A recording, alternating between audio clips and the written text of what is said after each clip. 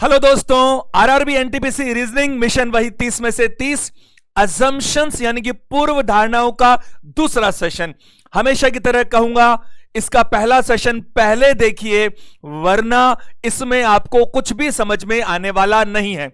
मैंने आपको 9 नियम सिखाए, 9 ऐसे नियम जिनका हमारी आम जिंदगी से सीधा लेना देना है। मैंने कहा अजम्पशंस का मतलब है कथन से एक कदम पीछे, जबकि कंक्लूजन का मतलब है कथन से एक कदम आगे। अजम्पशंस में हम क्या करते हैं, एग्जामिनर हमें एक कथन यानी स्टेटमेंट देता है और हमें यह पता लगाना होता है कि जिस व्यक्ति ने यह कथन कहा है उसने कहने से पहले क्या सोचा होगा। अजम्पशन कुछ भी नहीं है, सिर्फ 2 बातें हैं। पहली, एक व्यक्ति, एक नॉर्मल व्यक्ति कहने से पहले जो सोचता है, जैसे मैं आपसे अभी कुछ कह रहा हूं तो सोच समझकर कह रहा हूं, तो इंसान सोचता पहले है और बोलता बाद में है, और जो सोचता है वही अजम्पशन है। और दूसरी, कुछ अनकही बातें जो हम समझ जाते हैं बस इशारों में, लेकिन वो क्लियर कट हमें बिल्कुल नहीं बोलता।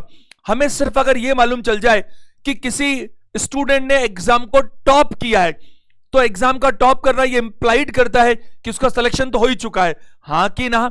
अगर मैं बात करूं, 9 नियम मैंने आपको दिए, 9 इंपॉर्टेंट नियम। अगर मैं 1 मिनट में ब्रीफ करूं, मैंने कहा पॉसिबिलिटीज दिखाने वाले शब्द may, might, should, a few, a little, many, most, some, इनकी बात अगर मैं करूं तो ऐसे शब्द अगर अजम्पशंस में मिलते हैं तो सामान्यतः ये अजम्पशंस सही मानी जाती है।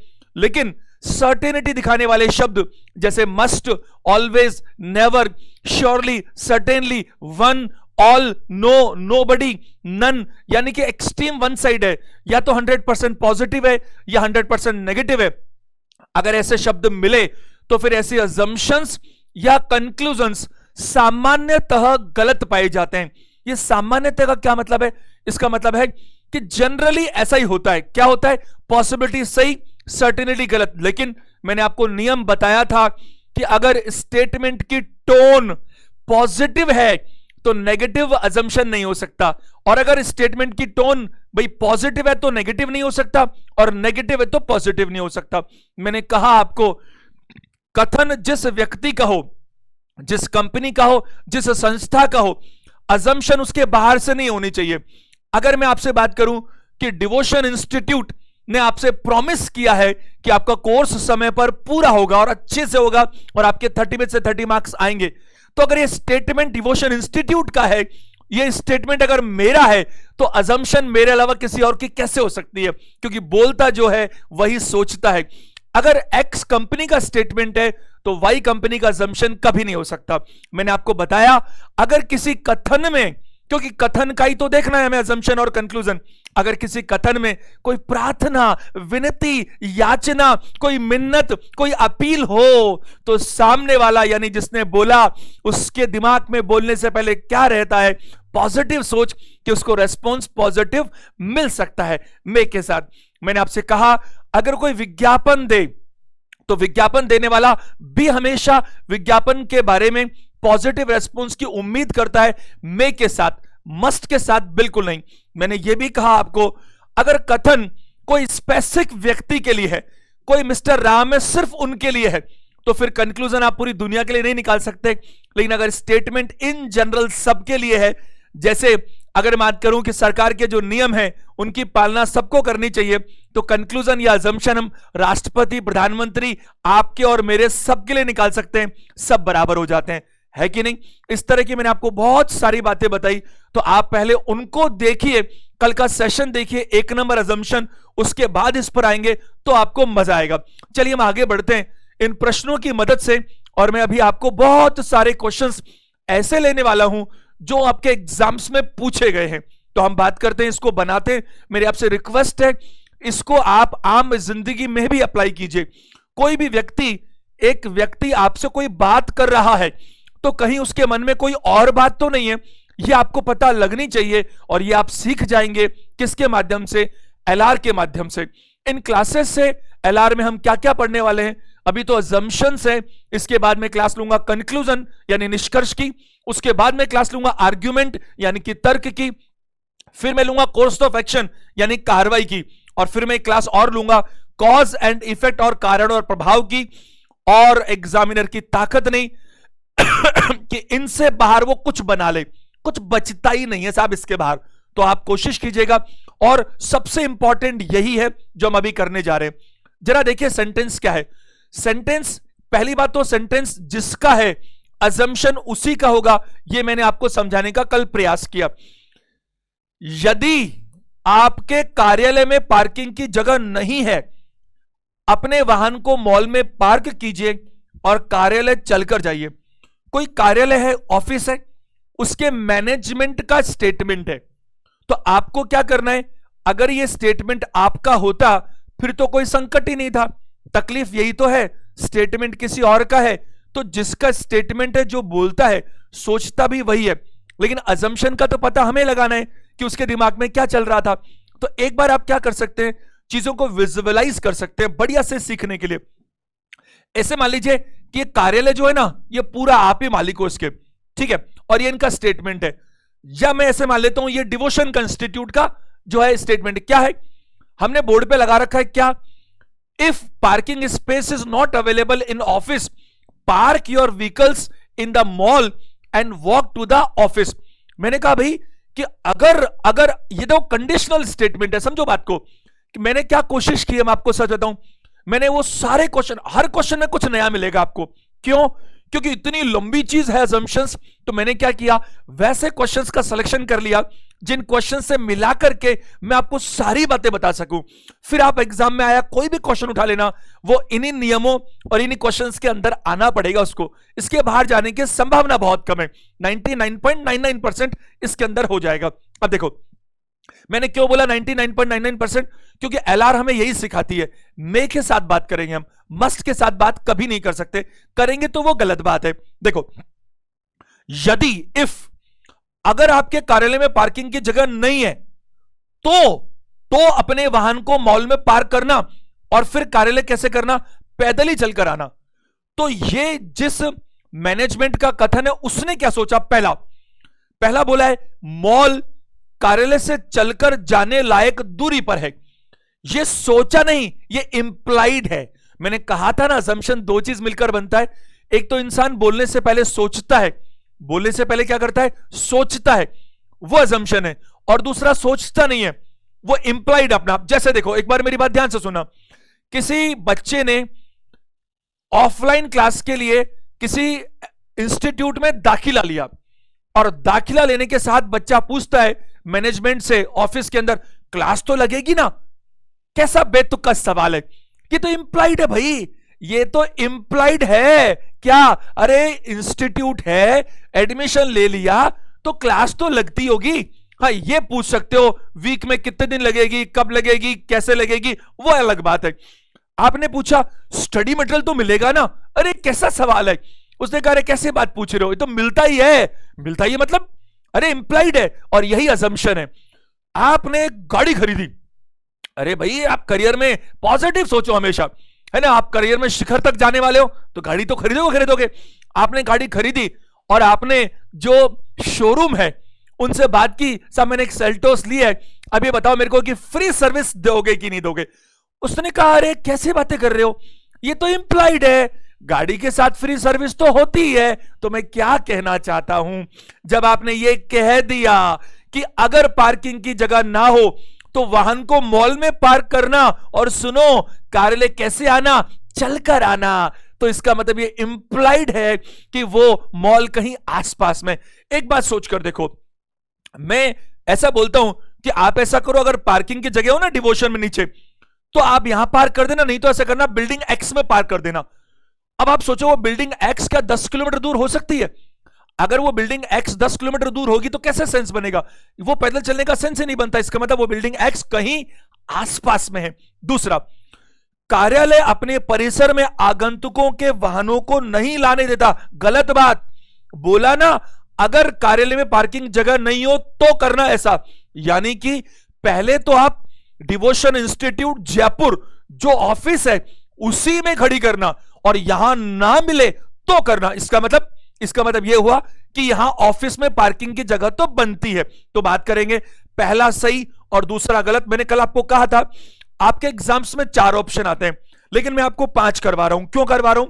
क्योंकि एग्जाम में कोई भी 4 इनमें से देता है और एक काट देता है, लेकिन इसमें असल में क्या होता है, हमेशा ऑप्शन 2 मिलते हैं, पहला और दूसरा assumption।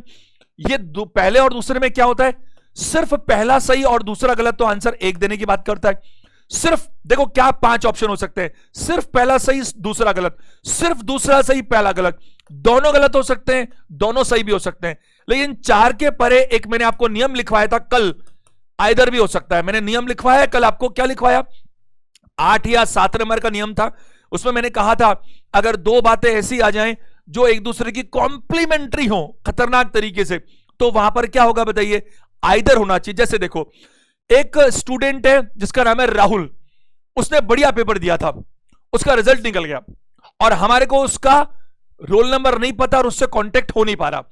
अब अजम्पशन में हम सोच रहे हैं उसका सिलेक्शन शायद हो गया होगा, बे बढ़िया स्टूडेंट है, तो क्या करूं, उसको शायद हो गया होगा, क्या करूं बोलो, ट्रू या फॉल्स, वैलिड की, बिल्कुल सही है भाई।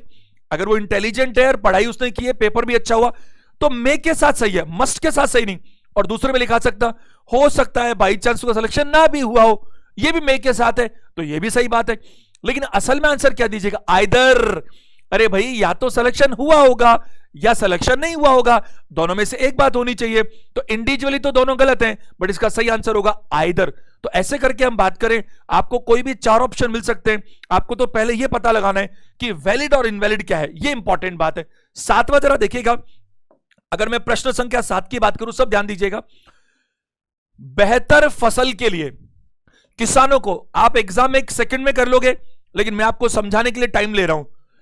बेहतर फसल के लिए किसानों को तत्काल रासायनिक उर्वरकों को छोड़कर जैव खाद का प्रयोग शुरू करना चाहिए। कि तत्काल का मतलब क्या होता है, तत्काल का मतलब होता है कोई इमरजेंसी चीज है, तुरंत करना चाहिए। अब जरा ध्यान दीजिएगा, ये पहली बात तो मैं आपसे ये पूछना चाहता हूं कि ये स्टेटमेंट किसका लगता है आपको, farmers must immediately switch over to organic fertilisers from chemical fertilisers for better yield. यानी कि आपको अच्छी फसल बनाने के लिए क्या करना चाहिए, केमिकल चीजों को छोड़ना चाहिए, फर्टिलाइजर्स को, और ऑर्गेनिक पर आना चाहिए। ऑर्गेनिक फूड आप जानते भी हैं बढ़िया होते हैं, जैविक खाद। ये स्टेटमेंट किसका हो सकता है, ये स्टेटमेंट मैं क्यों पूछ रहा हूं, क्योंकि आपको मैं मेंटली तैयार करना चाहता हूं। ये स्टेटमेंट हमारे देश के एग्रीकल्चर मिनिस्टर का हो सकता है, ये किसी किसान के नेता का हो सकता है, ये किसी किसान का भी हो सकता है, ये स्टेटमेंट मेरा भी हो सकता है और आपका भी हो सकता है। यानी स्टेटमेंट ये ऐसी बात है कोई भी बोल सकता है। जैसे कोई कहे कि हर किसी को अपने काम में ईमानदार होना चाहिए, तो ये स्टेटमेंट किसका हो सकता है, कोई भी बोल सकता है साहब, ये तो इन जनरल, ये तो आम आदमी की बात है, कोई भी बोल देगा, आम हो चाहे खास हो। तो आप सोचो, आप उसके नजरिए से बोलना जिसने ये बोला है, तो उसने क्या सोचा होगा, बेहतर फसल के लिए किसानों को तत्काल रासायनिक को छोड़कर ऑर्गेनिक पे आना चाहिए। पहला, सभी किसान केवल रासायनिक उर्वरकों का प्रयोग करते हैं, ओनली लगा हुआ है, गलत ही है। क्यों, अगर केवल ओनली केमिकल का ही प्रयोग करते तो बात ऐसी नहीं होती। और हम ऐसे कैसे असम्पशन में कर सकते हैं, जैसे देखो मैं अगर कहूं आपको, मैं कहूं कि सभी अफसरों को ईमानदार होना चाहिए, सभी अफसरों को ईमानदारी से काम करना चाहिए, तो इसका क्या मतलब है कि अभी सारे बेईमान हैं, ऐसा तो मैंने नहीं कहा। मैंने कहा डॉक्टर्स को, सभी डॉक्टर्स को अपनी ड्यूटी बढ़िया से निभानी चाहिए, तो इसका क्या मतलब है कि सारे डॉक्टर्स अपनी ड्यूटी खराब कर रहे हैं क्या अभी। मैंने कहा हर वकील को, हर अध्यापक को अपना काम बढ़िया से करना चाहिए, इसका मतलब क्या सारे वकील और अध्यापक अभी खराब काम कर रहे हैं, नहीं जी, सारे नहीं, जो खराब कर रहे हैं उनकी बात हो रही है। तो अगर मैं कह रहा हूं कि आपको केमिकल से ऑर्गेनिक पे जाना चाहिए, इसका मतलब यह नहीं है कि अभी हम सिर्फ केमिकल यूज कर रहे हैं, हो सकता है कुछ केमिकल कर रहे हो, कुछ ऑर्गेनिक, यहां पर ओनली लगा दिया ना, इसलिए गलत है। दूसरा, जैव खाद किसानों को आसानी से मिल जाती है, यह इंप्लाइड मैं आपको बताता हूं कैसे। एक मैं आपको स्टेटमेंट बोलता हूं, ध्यान से सुनना आप मेरी बात को समझाने के लिए। हमारे देश के फाइनेंस मिनिस्टर ने कहा कि जितने भी हमारे देश में बीपीएल फैमिलीज है, बिलो पॉवर्टी लाइन, वो ऐसा करें, उनका स्टेटमेंट आ रहा है शाम को 6 बजे और वो कहते हैं अगले दिन सुबह 8 बजे राशन की दुकान पर जाकर सारी फैमिलीज 20-20 किलो अनाज ले लीजिए। तो इसका अर्थ क्या हुआ? इसका अर्थ ध्यान से सुनिएगा, मैं लिमिटेड क्वेश्चंस में आपको अनलिमिटेड चीज सिखाने का प्रयास कर रहा हूं। तो अगर हमारे फाइनेंस मिनिस्टर ने कहा कि कल सुबह 8 बजे जाकर सारी बीपीएल फैमिलीज 20-20 किलो अनाज ले ले, इसका अर्थ यह हुआ कि सरकार के पास पर्याप्त मात्रा में भंडार उपलब्ध है। बताइए है कि नहीं? वरना कैसे हो सकता है? मान लीजिए कोई अनफॉर्चुनेटली कोई दुर्घटना हो गई, कोई रेल दुर्घटना हो गई और 20 लोग थोड़े हताहत हो गए, और रेल मंत्री ने कहा कि कि सभी लोगों को 20-20 लाख रुपए दिए जाएंगे। इसका क्या अर्थ है साहब?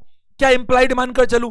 मैं ये मानकर चलूं कि रेल मंत्री के पास पर्याप्त ये जो धनराशि बोली गई है ये इनके पास उपलब्ध है, वरना अनाउंसमेंट कैसे करेंगे? तो आप सोचो, आप कह रहे हो तत्काल अभी की अभी रासायनिक उर्वरकों को छोड़ दो और इसका प्रयोग करो, अभी की अभी करो। इसका मतलब जो बोल रहा है असलियत क्या है उसको जाने दो, क्योंकि हमें असलियत से मतलब नहीं है, हमें उससे मतलब है जिसने बोला है, और जिसने बोला है उसके दिमाग में क्या चल रहा है कि हां तत्काल अगर कोई काम तभी किया जा सकता है जब वो उपलब्ध हो। तो यानी कि दूसरा बिल्कुल क्या है बताइए? सही है। तत्काल को मैं एक बात और कहना चाहता हूं, जैसे मान लीजिए तत्काल में एक बात है मैं और समझ में आती है, जैसे मान लीजिए किसी के थोड़ा सा सर में दर्द है, समझना मेरी बात को, थोड़ा सा सर में या पेट में दर्द है मामूली सा, उसने कहा हल्का सा मेरे को हेडेक लग रहा है, तो क्या करते हैं उसको, क्या बोलते हैं? अरे ठीक हो जाएगा अपने आप, कोई दिक्कत नहीं है। थोड़ी देर बाद में और ज्यादा लगता है, तो और ज्यादा लगता है तो क्या लगता है यार कि अब तो बहुत 2-3 घंटे हो गए, कम ही नहीं हो रहा बल्कि ज्यादा हो रहा है, तो चलो यार ऐसा करो, कोई किसी डॉक्टर से पूछकर फोन पर कोई नो तो एक छोटी मोटी टैबलेट ले लेते हैं पूछ करके, चलो वो भी ठीक है। लेकिन अब ये असहनीय दर्द हो रहा है और रात के बजने 2, अनटॉलरेबल पेन हो रहा है रात के 2 बजे, तो क्या करते हैं? तत्काल उसको हॉस्पिटल में लेकर जाते हैं। तो याद रखिएगा, जितना मामला गंभीर हो उसी हिसाब से सारे काम होने चाहिए। तो मैं समझता हूं यहां पर ऑप्शन नंबर 2 बिल्कुल सही है, पहला गलत है अजम्पशन। तो पहला इनवैलिड और दूसरा वैलिड।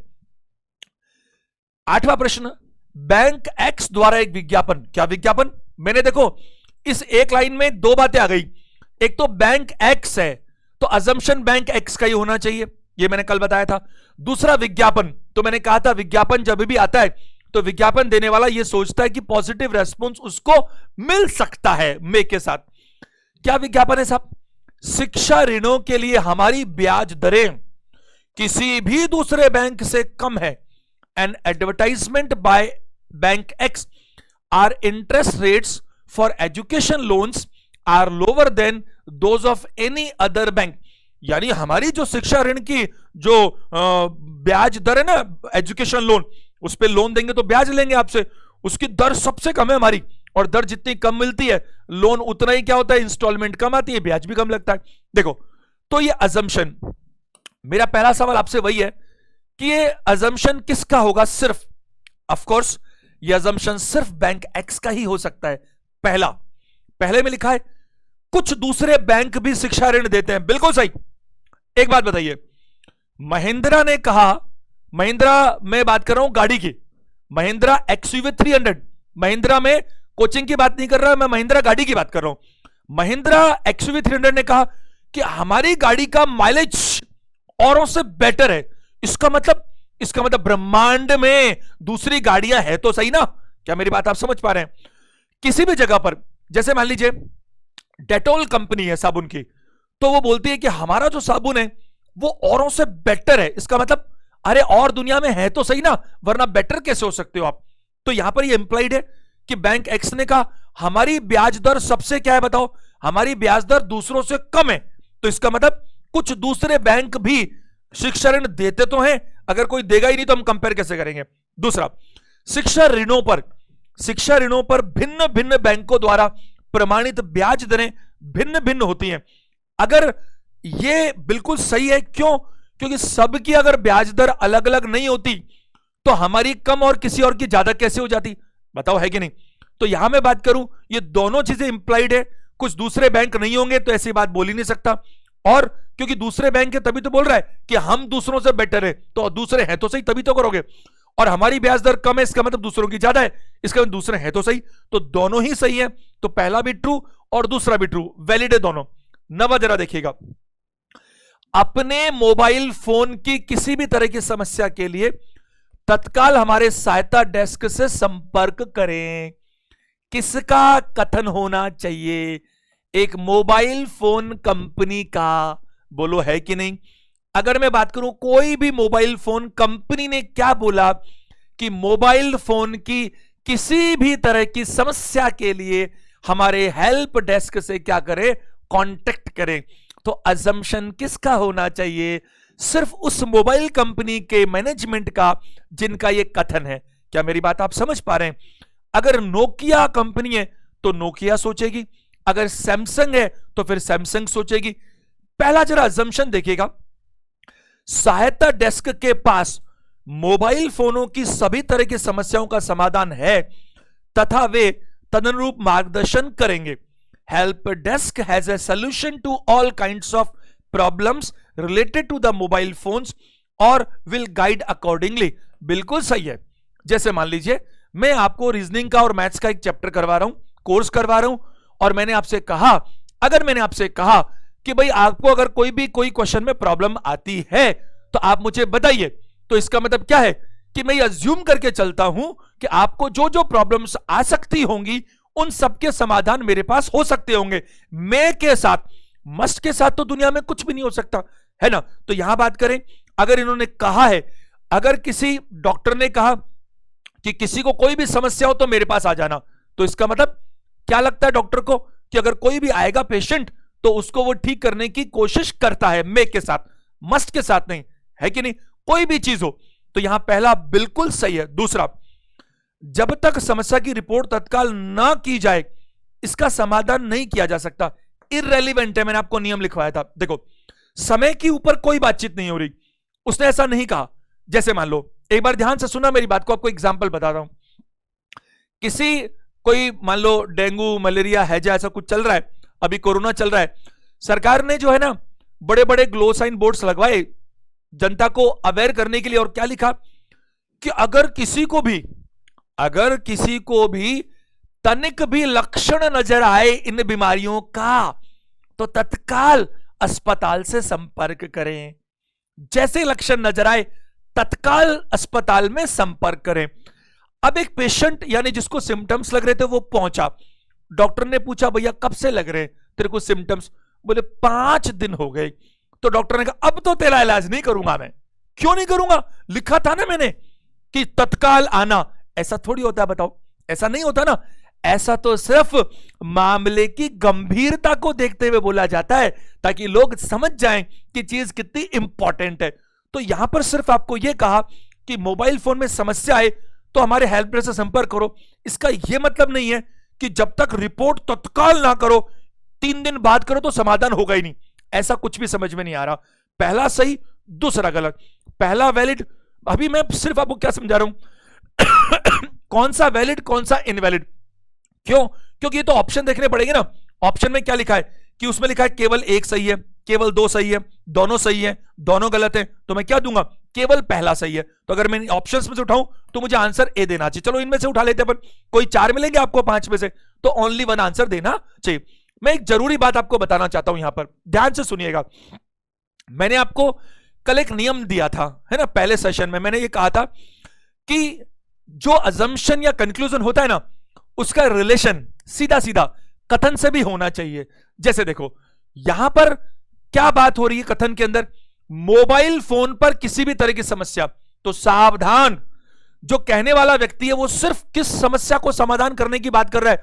Mobile phone. उसने ऐसा कहा था कि कोई अपने घर का टीवी उठा के ले गया, अब ये भी खराब है, तो वो टीवी को ठीक करेगा, ये गलत बात है। क्योंकि बातचीत सिर्फ किसकी हो रही है बताइए? मोबाइल फोन की। तो आप सिर्फ अपने अजम्पशन को मोबाइल फोन तक ही सीमित रख सकते हैं, उसके बाहर निकालना मना है। उम्मीद है मेरी बात आप समझ पा रहे होंगे, है कि नहीं?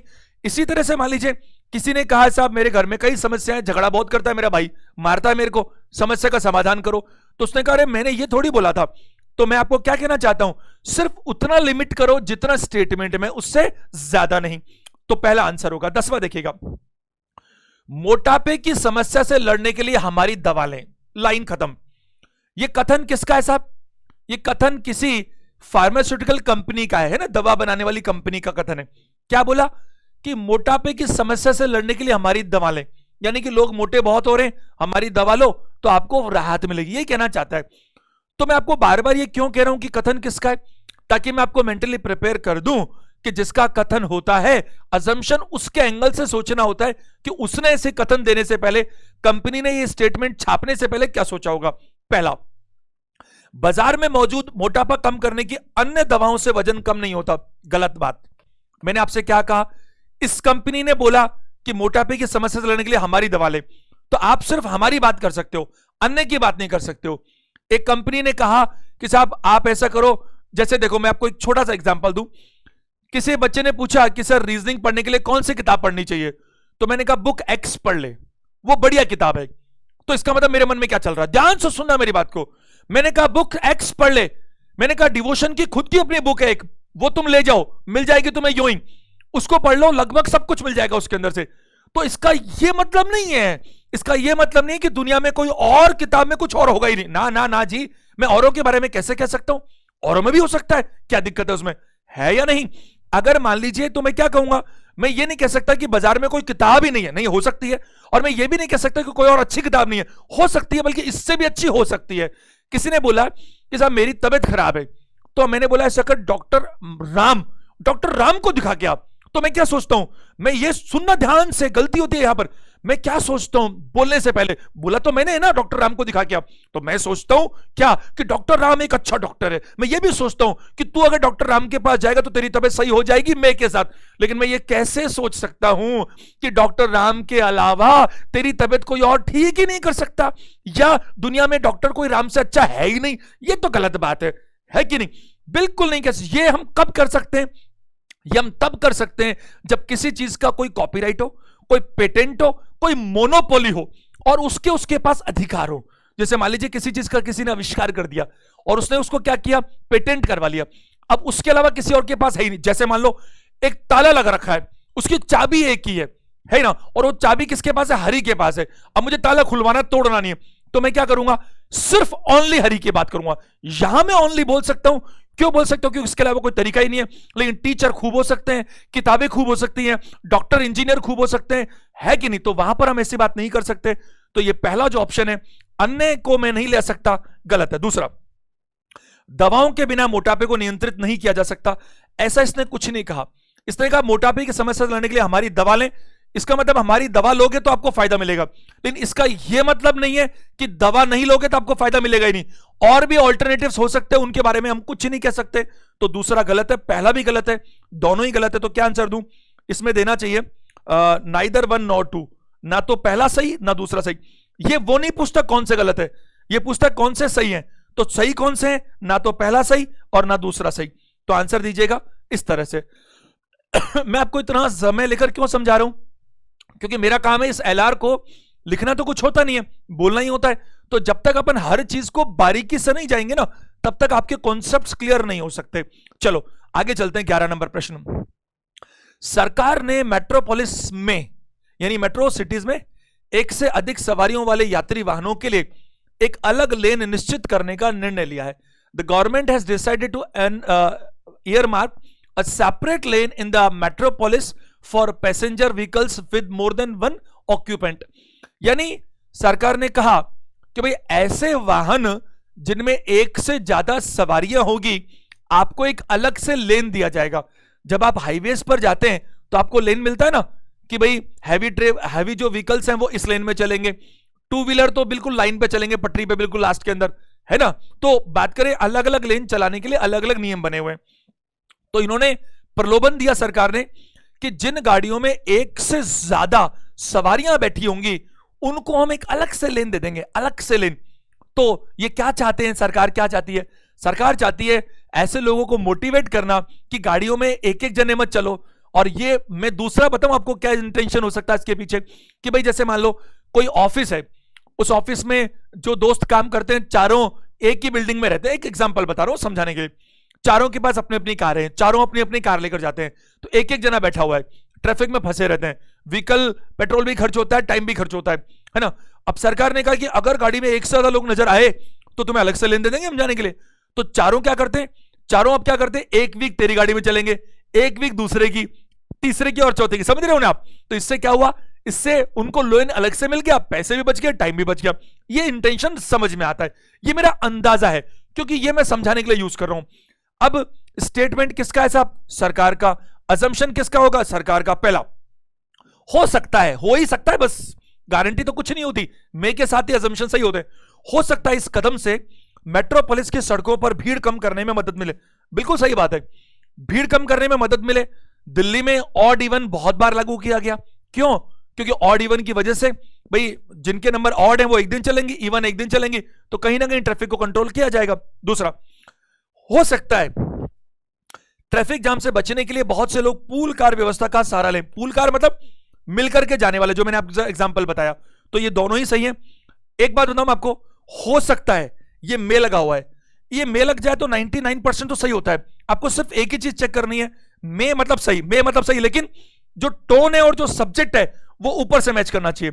कल को ऊपर तो पॉजिटिव है नेगेटिव, जैसे मान लो ऐसे मे के साथ बोलता हूं मैं, जरूर गलत गलत भी बोल के दिखाता हूं, ऐसा लिखूं, हो सकता है इस कदम से मेट्रोपोलिस की सड़कों पर भीड़ बढ़ जाए। अगर ऐसा लिखा होता तो गलत हो जाता ना फिर, तो मे का होना ही सही थोड़ी है। यहां लिखा हो सकता है ट्रैफिक जाम से बच, हो सकता है अभी भी लोग पूल कार व्यवस्था का सहारा ना ले, तो गलत बात है। अरे आप रिक्वेस्ट कर रहे हो और लोग उल्टा सोचेंगे, और वो भी हो सकता है में, ये गलत हो सकता है। मेरी बात आप समझ पा रहे हैं, जैसी टोन स्टेटमेंट की है, मैंने कहा ना कल के सेशन में मैं नियमों को बारीकी से समझा चुका हूं, कम से कम 30-40 मिनट मैंने सिर्फ नियम सिखाए थे, अभी तो हम प्रैक्टिकल कर रहे हैं। 12 नंबर क्वेश्चन, मनीष ने अपने जन्मदिन पर अपने सभी दोस्तों को अपने घर डिनर पर बुलाया और अपनी मां को जन्मदिन की पार्टी का इंतजाम करने के लिए कहा। नालायक है ये, अपने सारे दोस्तों को बुला लिया और माताजी को कहा कि पार्टी का इंतजाम किया जाए। अगर मैं बात करूं ये किसने बुलाया दोस्तों को, मनीष ने, स्टेटमेंट भी मनीष का ही है, तो अजम्पशन भी मनीष का ही होगा। पहला, हो सकता है, अब हो सकता है तो 99% तो सही हो ही गया, मनीष के ज्यादातर दोस्त उसके जन्मदिन की पार्टी में आ जाएं। Most of Manish friends may attend, बिल्कुल सही बात है भाई। आपने अगर कहीं पर भी कोई पार्टी की और 500 दोस्तों को बुलाया, 500 लोगों को, दोस्त तो 500 मुश्किल है, दोस्त ज्यादा बनाना भी मत, दोस्त कम हो लेकिन अच्छे हो, है ना। हर चीज क्या हो, अगर क्वांटिटी में बहुत ज्यादा होती है तो क्वालिटी उसकी पक्का खराब होती है। कोई भी चीज हो, फेथ होना चाहिए आपको, एक ही हो लेकिन वो ऐसा हो जो बस मजा आ जाए, वो जरूरी है। देखो हो सकता है तो बुलाए, तो जब दोस्तों को बुलाया है तो ये तो सही है, हो सकता है ज्यादातर दोस्त जन्मदिन पार्टी में आ जाएं, नहीं भी आए तो बोलेगा मैंने यही तो बोला था कि हो सकता है, तो गारंटी थोड़ी, बिल्कुल सही। दूसरा, हो सकता है मनीष की मां उसके सभी दोस्तों के लिए भोजन के साथ साथ सब इंतजाम भी कर लेगी, बिल्कुल सही है, दोनों ही सही है। तो आंसर क्या दूं, ए, फर्स्ट और सेकंड दोनों ट्रू, क्योंकि ये वाले किसको आंसर देने के लिए बोलता है, जो वैलिड है, तो वैलिड पहला भी है और दूसरा भी है। अब देखो कोई भी जगह कोई भी चीज होता है ना, जैसे मान लीजिए कि आप सारे लोग पास हो गए और मेरे को इतना मजा आया कि आप लोग मिठाई खिलाने तो आओगे, मेरे को पक्का मालूम है, भरोसा पूरा, तो मैंने भी अनाउंसमेंट कर दिया कि सारे के सारे स्टूडेंट्स के लिए एक पार्टी है मेरी तरफ से। अब बताओ मेरे को, अगर मान लो बाई चांस 2000 बच्चे इसमें आने वाले हैं और मैंने पार्टी के लिए बुला दिया, तो क्या अज्यूम किया जाए कि 2000 बच्चों के हिसाब से सारी व्यवस्थाएं होंगी मे के साथ, बताओ है कि नहीं। क्यों, वरना तो पार्टी के लिए बुलाया कैसे जाएगा। बुलाने का मतलब इंप्लाइड है कि व्यवस्थाएं मे के साथ होनी चाहिए, तो दोनों सही।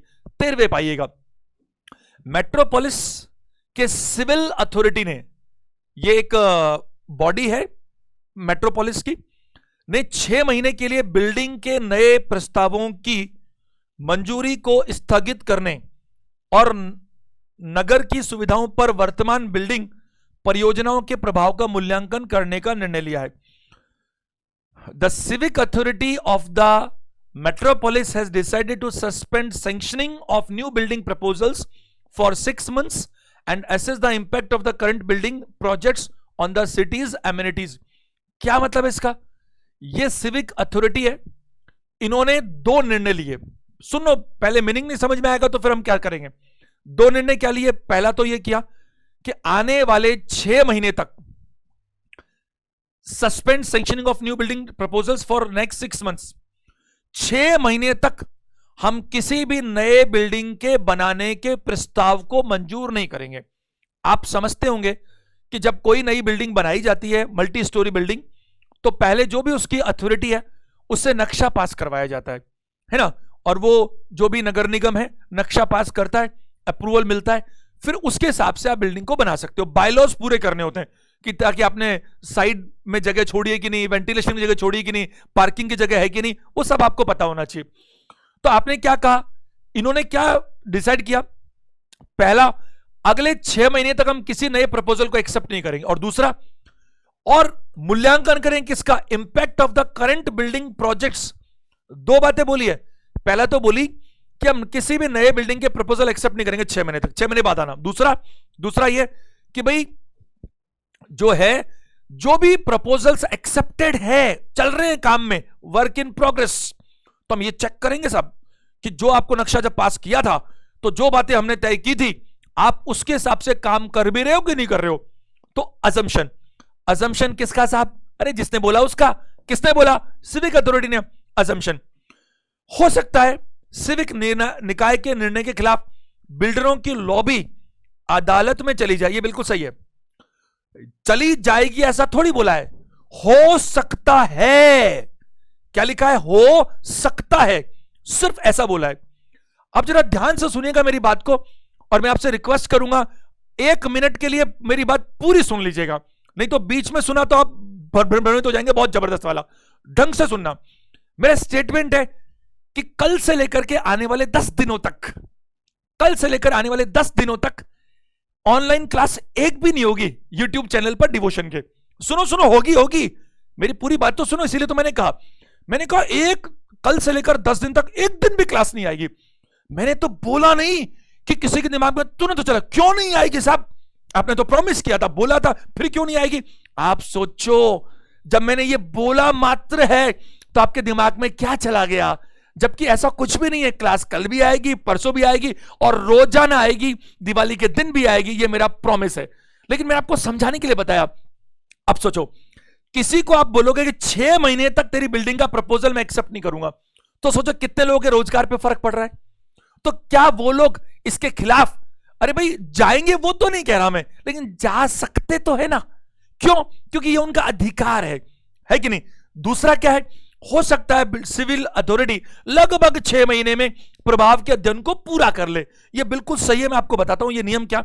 देखो, कोई एमबीए का कोर्स करने जाता है, एमबीए कोर्स होता है 2 साल का, तो बच्चा क्या सोचता है कि प्रेस्क्राइब्ड है 2 साल, तो लगभग 2 साल में कोर्स पूरा हो जाएगा।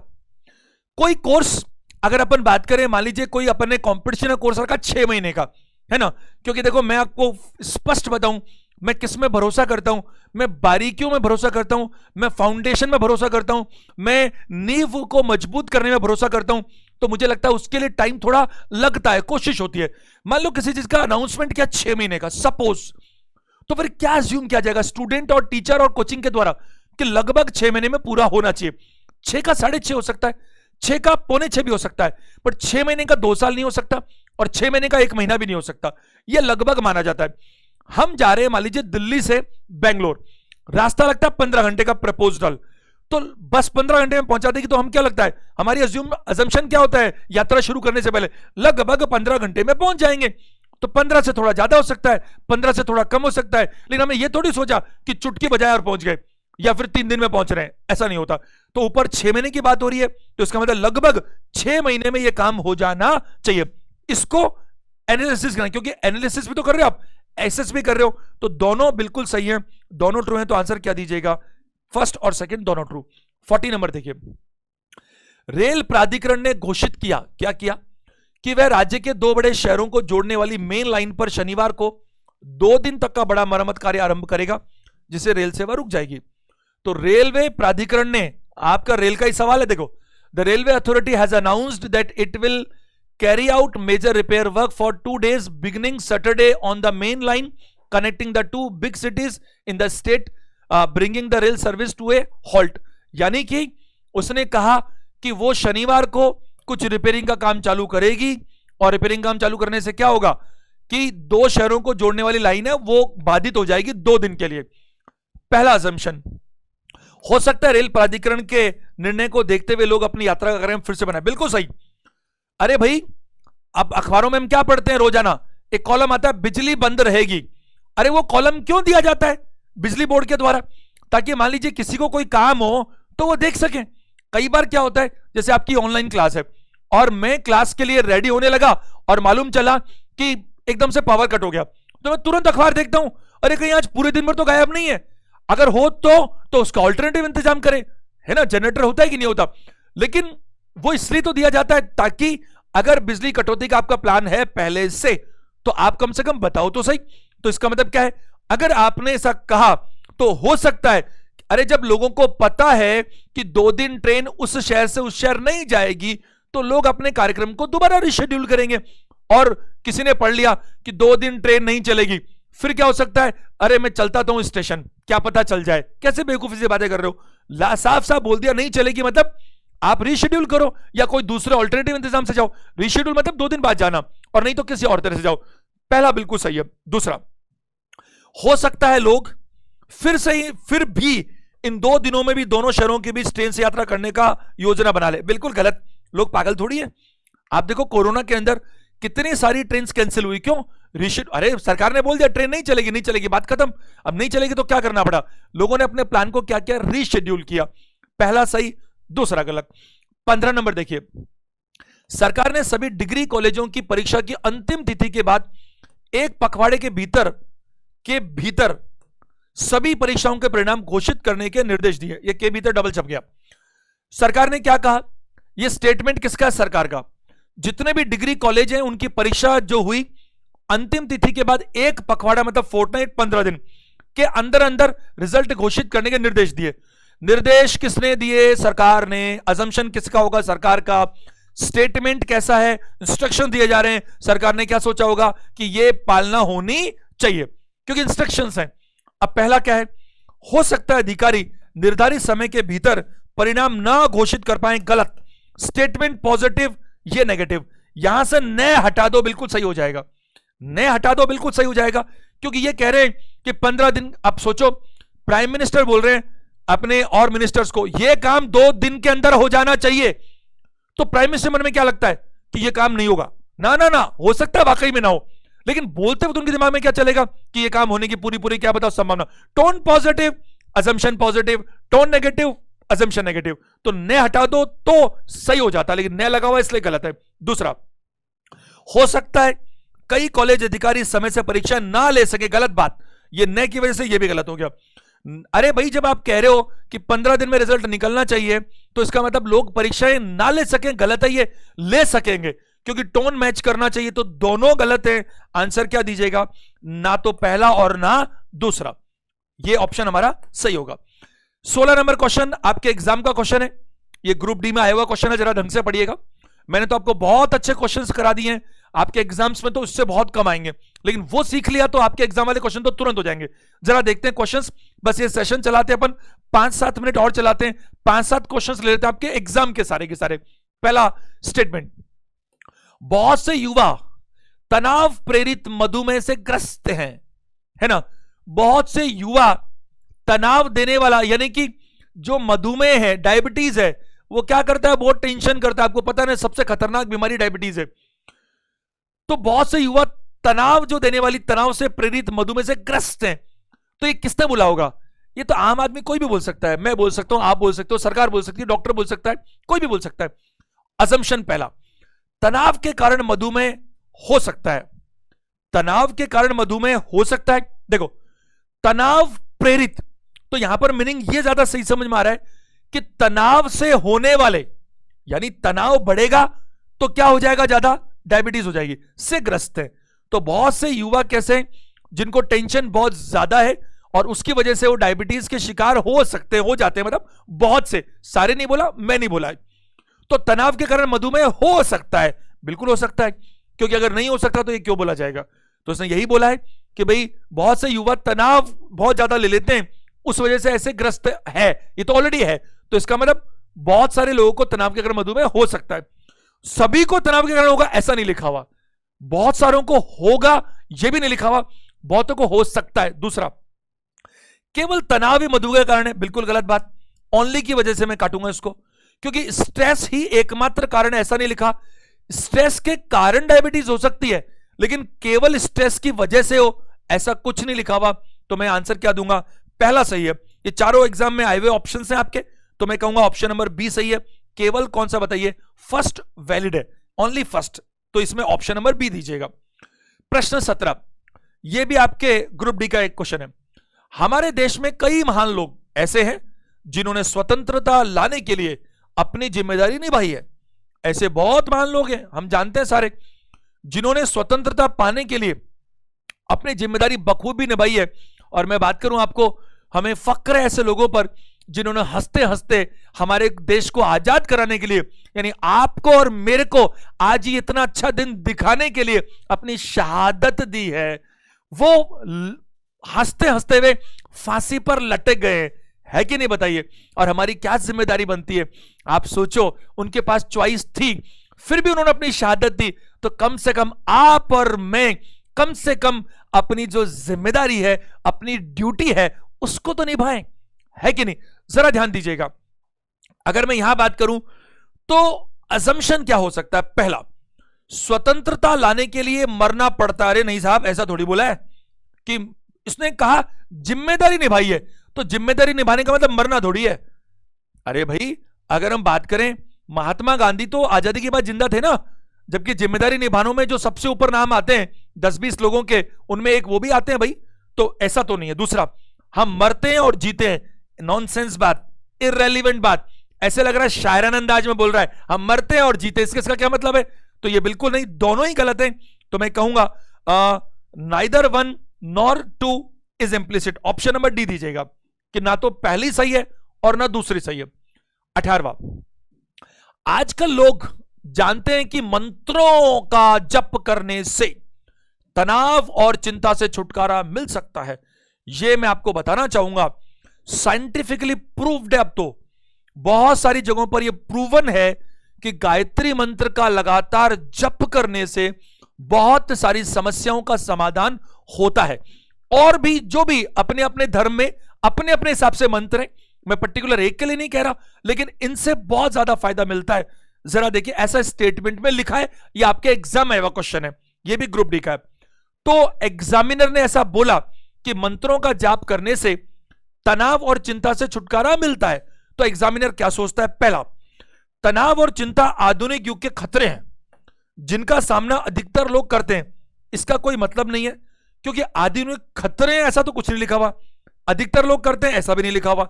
उसने तो सिर्फ यह बोला था कि मंत्रों का जप करने से तनाव और चिंता से छुटकारा मिल सकता है, बस।